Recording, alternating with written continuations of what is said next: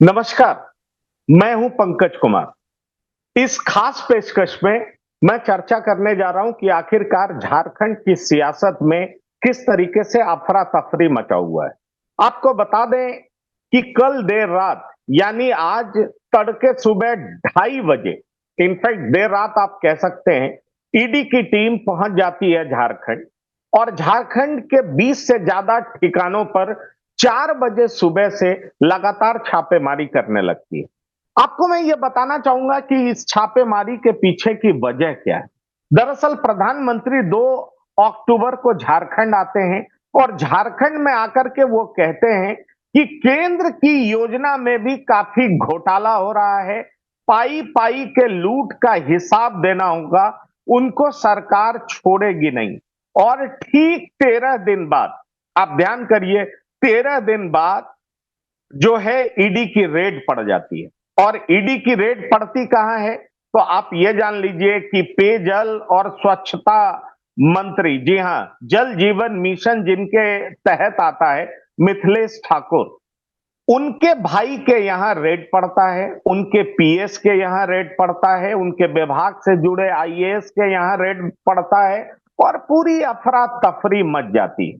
दरअसल इस बात का इशारा 2 अक्टूबर को प्रधानमंत्री ने अपने स्पीच में कर दिया और उन्होंने बहुत साफ कर दिया था कि किस तरीके से झारखंड में घोटालेबाजी चल रही है और केंद्रीय योजनाओं में दिए गए पैसे, आवंटित पैसों में भी किस तरह यहाँ नेता और अफसर और यहाँ की जो सरकार है वो बंदर बांट कर रही है। इसको बिल्कुल बर्दाश्त नहीं किया जाएगा और प्रधानमंत्री ने इस बात का इशारा किया और देखिए आज ईडी के रेड्स पड़ गए। अब दरअसल इस ईडी के रेड्स को कई मायनों में बेहद महत्वपूर्ण देखा जा रहा है, क्योंकि मिथिलेश ठाकुर के भाई के यहाँ रेड पड़ना, जो कि मंत्री हैं, आईएएस के यहाँ रेड पड़ना जो उस विभाग में आते हैं, पीएस के यहाँ रेड पड़ना जो कि उस मंत्री से जुड़े हुए हैं, और इतना ही नहीं, इंजीनियर्स के यहाँ भी रेड पड़ना, इन तमाम बातों को दर्शाता है कि किस तरीके से चुनाव से पहले ये जो रेड झारखंड में पड़ा है उसको लेकर के राजनीतिक सरगर्मियां तेज होने लगी। दरअसल झारखंड में इस बात को खुलेआम कहा जा रहा है, जो कि सत्ताधारी दल है, उसके घटक दल हैं, कि ये बीजेपी का एक प्लॉय है। बीजेपी इस तरीके से अपनी विपक्षी पार्टियों को डराती है, दबाती है और उसके बाद मजबूर करती है कि वो कैसे सरेंडर कर जाए, लेकिन ईडी जैसी एजेंसी का बेजा इस्तेमाल करके हमें बिल्कुल डराया नहीं जा सकता, क्योंकि चूंकि बीजेपी चुनाव हारने जा रही है इसलिए वो अपने एजेंसी का दुरुपयोग कर रही है। ये एक रटा-रटा ऐसा जवाब होता है जो कि वो तमाम पार्टियां देती हैं जिनके खिलाफ ईडी काम करती है, ईडी एक्शन में आती है। लेकिन सवाल यह है कि आपको पता है कि इसी मसले पर, जमीन घोटाले के मसले पर भी वहां पर रेड पड़ चुका है। संजीव पांडे नाम के एक शख्स ने एफआईआर कराया था और कहा था कि सुजीत कुमार नाम के व्यक्ति ने 6 करोड़ ईडी मैनेज करने के नाम पर लिया था। आपको पता है कि ईडी के रडार पर ही हेमंत सोरेन आए थे, उनको जेल जाना पड़ा, वो बेल से बाहर निकले और फिर से मुख्यमंत्री पद की उन्होंने शपथ ली।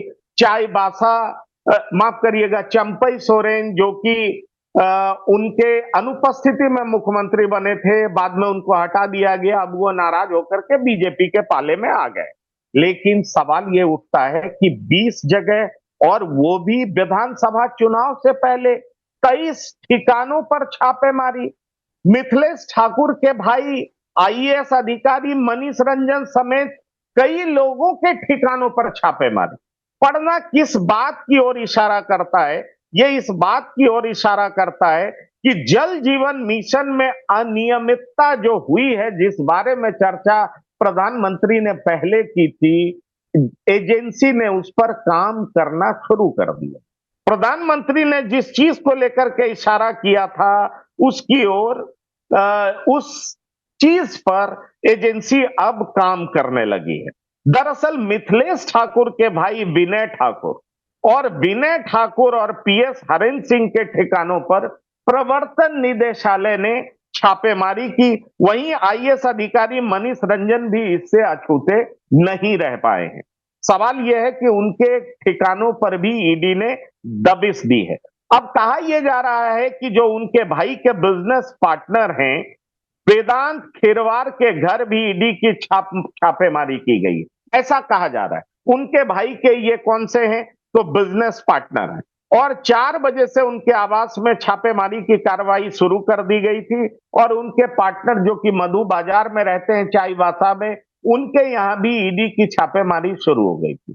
लेकिन एक बात बहुत साफ है, वो ये है कि दरअसल बीजेपी की तरफ से जिस तरीके से लगातार ये प्रचारित किया जा रहा है कि हेमंत की सरकार आकंठ भ्रष्टाचार में डूबी हुई है। अब इस ईडी के रेड के बाद एक चीज और बहुत साफ हो जाएगा कि ये पार्टी जोरदार तरीके से कहेगी कि कैसे इस सरकार के मुखिया सहित तमाम मंत्रियों ने झारखंड प्रदेश की जनता के पैसों से खिलवाड़ किया है, उसको लूटा है, बंदर बांट किया है। और इसलिए ईडी के रेड्स पड़ रहे हैं और ईडी के रेड्स पड़ने के कई मायने हैं।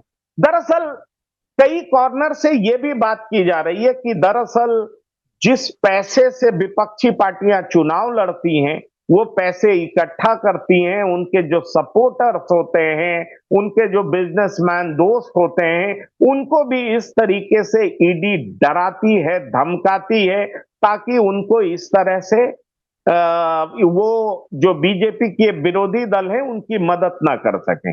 ये आरोप प्रत्यारोप चलता रहता है, ये मेरे तरफ से कोई बात नहीं है। लेकिन आपको पता है कि किस तरीके से एक नेता के पास से करोड़ों करोड़ रुपए बरामद हुए थे और जिस तरीके से टीवी और अखबारों में वो विजुअल चला था, करोड़ों रुपए किस तरीके से कांग्रेस पार्टी के नेता ने अपने यहाँ जमा कर रखा था, उसके बाद से बीजेपी जो आक्रामक तेवर अपनाई थी, उसको देख करके कहा जा सकता है कि भ्रष्टाचार का आरोप क्या हेमंत सोरेन की सरकार और उनके घटक दल पर चस्पा हो पाएगा।